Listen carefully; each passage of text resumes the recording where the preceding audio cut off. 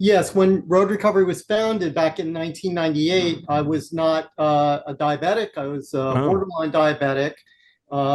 People in my family had it, and I had to be careful, right? right. But I've also was living a life in the music business, and that's babysitting artists day and night, as you know, a couple Yeah. going out on the road once in a while, and Uh, not really concentrating as much on diet, so what happened is we partnered with a with another treatment substance abuse treatment organization, and we would have a program in their basement. Always our programs are always in the basement, and I would wait until the first part of the road recovery programming would end, and mm, that's the peer support meeting where everybody shares their ups and downs. And I would wait by the door, and I'd hear, like almost like this chanting going on in the end. And then sometimes I peek through the door, the keyhole. I see people like holding each other in a circle, and it was just very like, oh my god, right?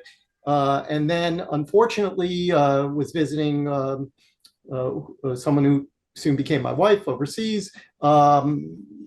Crazy fun vacation, but not thinking about diet. And when I came back, my primary doctor said, "Oh my, you have over 10.0 A1C. You're fully, yeah. diabetic, and you're going to go down." That really scared me. So I think I went on this crash diet for the first couple months, 2, 3 months.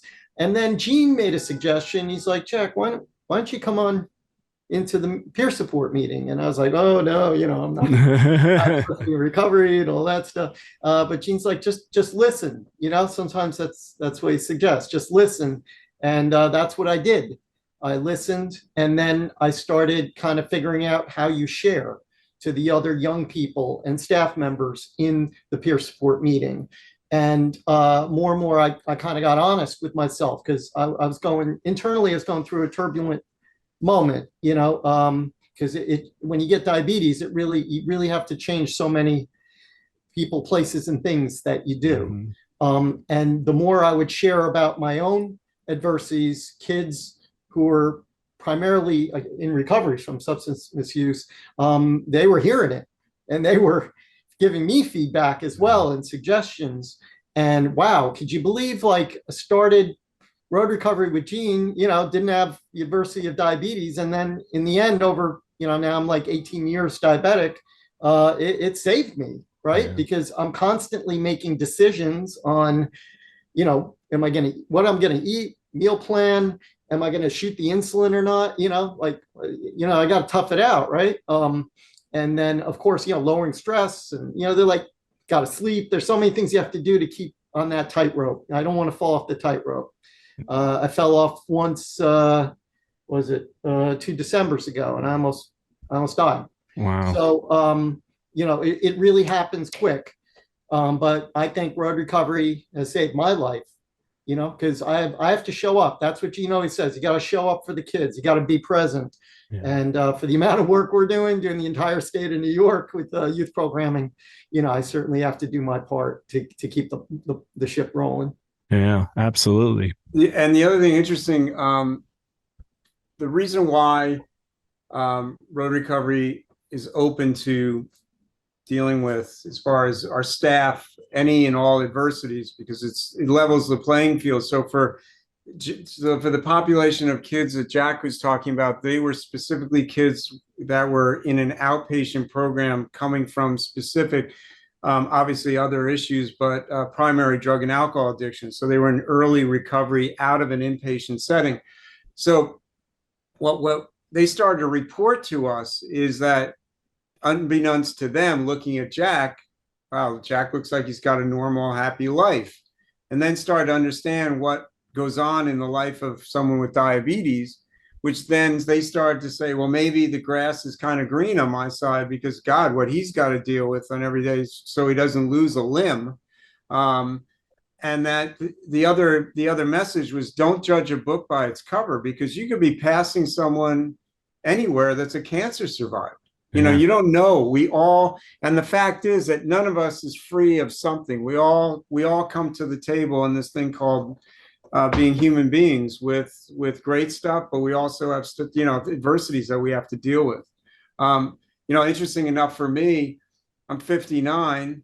I'm in good shape. I ride my bicycle every day, but I also, I should have died from my addiction from back then, both people, places, and things that I put myself in.